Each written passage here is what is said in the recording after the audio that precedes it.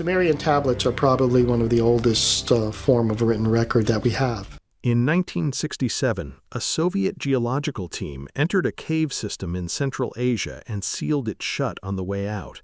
Not temporarily, not pending further review, permanently, with materials the declassified documents describe as load-bearing blockage, deliberately placed, designed to hold.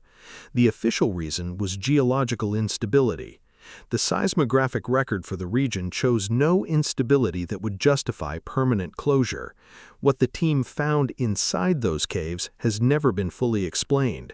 What they reported in the classified documents, a subterranean void so large their sonar equipment could not map its boundaries, has never been officially addressed.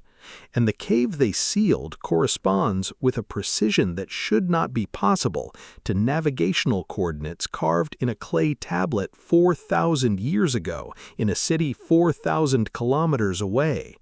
That tablet is sitting in the British Museum right now, and the coordinates still work. The tablet is catalogued as K3657. It was excavated from Nippur, the ancient Sumerian religious capital in what is now Iraq, and dated to approximately 2400 BCE. When it first entered institutional collections, it was classified as religious literature. The Sumerians wrote extensively about a realm they called Ker, a place beneath the surface of the earth, associated with their gods, referenced across dozens of recovered texts. K3657 was filed under that category.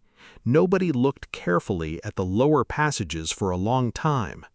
The lower passages do not read like mythology. The Sumerians used two distinct registers in their writing when they were documenting things that needed to be found again: trade routes, military approaches, sacred sites. They used literal, precise language, identifiable landmarks, measurable distances, verifiable features. The lower passages of K3657 use that register. 3 markers, both physical, locatable, descriptions. And when researchers finally traced those markers against actual geography, all 3 pointed to the same place: the caves the Soviets sealed in 1967. The first marker is described in the tablet as the mountain where the sun enters. For decades, scholars translated the relevant Sumerian verb as swallowed, the sun swallowed by the mountain, a phrase classified as poetic language for sunset, a metaphor, nothing literal. In 1967, the same year the Soviet team was underground, a linguist at the University of Pennsylvania named Samuel Noah Kramer re-examined the original signs. The verb did not mean swallowed, it meant enters. The sun enters the mountain, not sunset, not metaphor, a cave entrance, oriented and sized such that direct sunlight penetrates deep into the rock, far enough that an observer standing inside would watch the light appear to descend into the stone around them. That is a specific, physical, verifiable phenomenon, and it requires a very particular set of geological conditions to occur. Kramer noted his finding. The academic world filed it appropriately. Nobody asked the obvious question: if the first marker is literal, what about the other 2? The second marker describes a river that flows backward into stone. Not a metaphor. The tablet uses the same precise documentary language as the first marker, the same register that describes trade routes and military campaigns. Rivers do not flow backward, except when they do. Specific cave systems produce underground rivers that reverse flow direction based on pressure differentials from subterranean lakes deeper in the system. The reversal is measurable, predictable, something an ancient observer who spent time near the entrance would notice and document exactly the way the tablet documents it. Into stone, the river disappears into cave rock and continues flowing through enclosed passages where the walls close around it. 2 markers, both literal, both describing phenomena that require specific, unusual geological conditions. No explanation has ever been offered. Before we continue, the evidence is real. The interpretation is yours. What do you think happened? Leave your theory in the comments. And if you're interested in mysteries that history never fully explained, subscribe and join us for the next investigation. The third marker specifies a location 7 days' journey from the land where bronze is born, a reference that, traced through the documented ancient trade routes connecting Mesopotamia to its metal sources, points toward the Fergana Valley, the mountain region spanning what is now Uzbekistan, Tajikistan, and Kyrgyzstan. When all three markers are overlaid on actual geography, they converge on one location: the Khan-i-Gut cave system, the one the Soviets entered in 1967, the one they never adequately explained sealing. The cave entrance sits at the base of a mountain where the orientation and angle creates exactly what Kramer identified: sunlight penetrating deep into the rock at a specific angle, appearing to enter the stone rather than simply illuminate it. Inside the upper chambers, an underground river runs through the system. Due to the hydraulics of a subterranean lake deeper in the mountain, the river's flow reverses direction twice daily. It flows backward, into stone. The cave walls in certain chambers are embedded with selenite crystals and fluorite deposits that luminesce in darkness, producing, in the words of early explorers who entered the upper sections, a ceiling of cold stars underground. Every physical marker in the tablet corresponds to a documented feature of this specific cave system. This is not interpretation requiring generous assumptions. The correspondence is direct. A Sumerian scribe in Mesopotamia 4,000 years ago wrote navigational directions that lead to this cave. The question that creates is not whether the tablet describes a real place. The question is what the scribe was directing people toward when he wrote it down, and what the Soviet team found when they followed the same directions in 1967 and decided the world should not know about it. The Soviet survey of 1967 was not the first indication that something unusual was associated with Khan-i-Gut. Local oral traditions in the Fergana Valley had described the caves for generations as a place where ancient people came from beneath the mountain. Specific villages maintained ceremonies at the cave entrance, rituals involving offerings, and the recitation of phrases the villagers themselves did not understand. In 2015, a linguistic anthropologist recorded those phrases during one of the ceremonies. When analyzed, they were archaic Sumerian, not a language that had borrowed terms from Sumerian through cultural contact, not a dialect influenced by ancient trade. Archaic Sumerian, the form of the language used in ritual and administrative texts from the early 3rd millennium BCE. 4,000 years after those texts were written, in a mountain village 4,000 kilometers from Nippur, people were reciting Sumerian prayers at a cave entrance. The prayers, in translation, ask for safe passage and blessings from the dwellers of Kur. DNA analysis of populations in the Fergana Valley has confirmed that people in this region carry genetic markers corresponding closely to ancient Mesopotamian samples recovered from Sumerian burial sites. But the distribution of those markers is not what sustained trade contact would produce. They are not spread along the ancient routes. They are clustered, concentrated specifically near the cave system, in villages with generational traditions connected to this location, as if the people carrying those markers had been associated with this place for a very long time. The trade route explanation does not account for that pattern, and it does not account what Soviet geologists found when they finally went inside.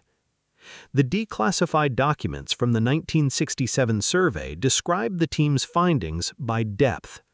Upper chambers, standard geological formations.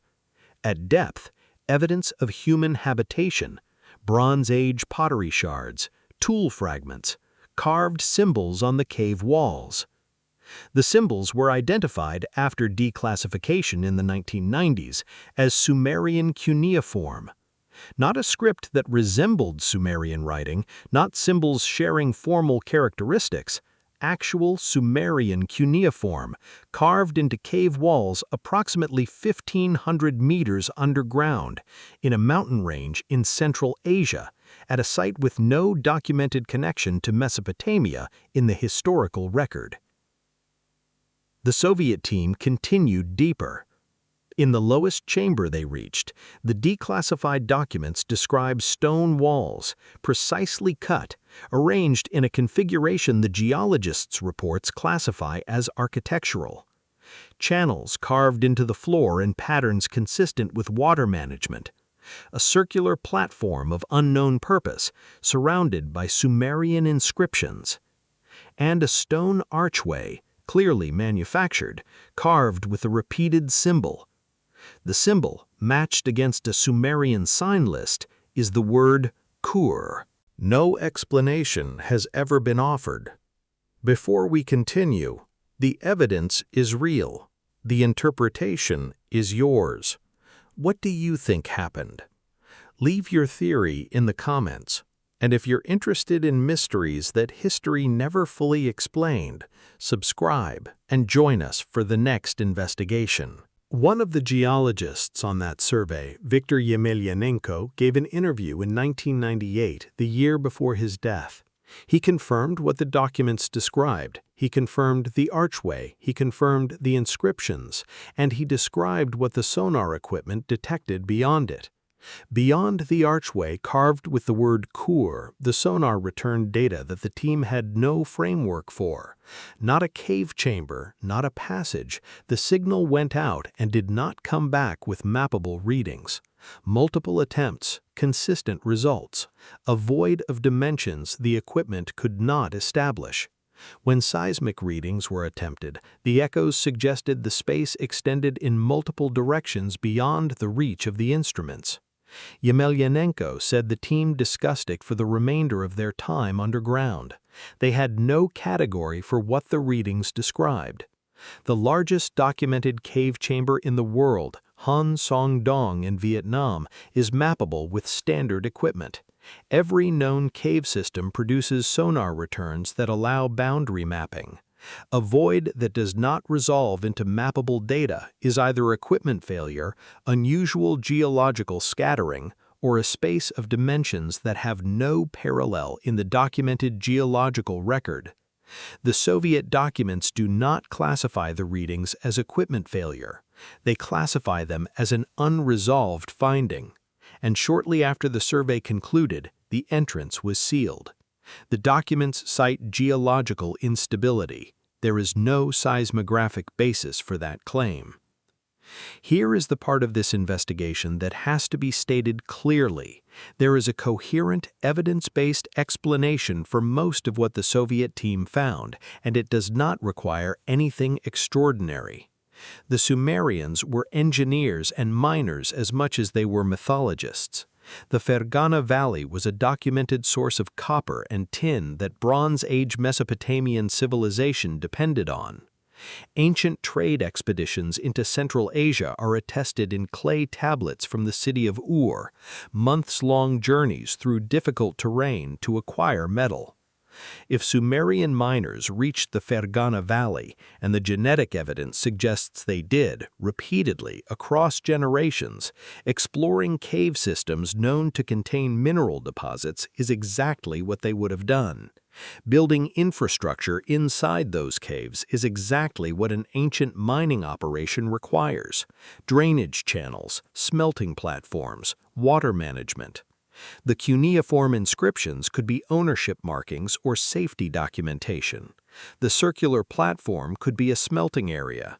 The architectural stonework could be the remains of a Bronze Age industrial site. Under this interpretation, K3657 is a miner's guide, practical navigational information preserved in religious language because that is the register Sumerian scribes used when documenting extraordinary places. This explanation is coherent, it is consistent with the evidence. It does not account for the void. A Bronze Age mining operation does not produce a subterranean space of unmappable dimensions beyond a stone archway carved with a specific word, and it does not explain why the Soviets sealed the entrance rather than documenting what they found and returning with better equipment. The 2018 independent research team entered the upper sections of Khan-e-Gut after the Soviet-era seals had degraded over 50 years. They confirmed the Bronze Age pottery, they confirmed the tool fragments, they documented Sumerian cuneiform inscriptions on the cave walls approximately 800 meters from the entrance. Those inscriptions include passages that correspond directly to the lower sections of K3657. The same phrases, the same navigational references. But the cave inscriptions include material not present in the tablet.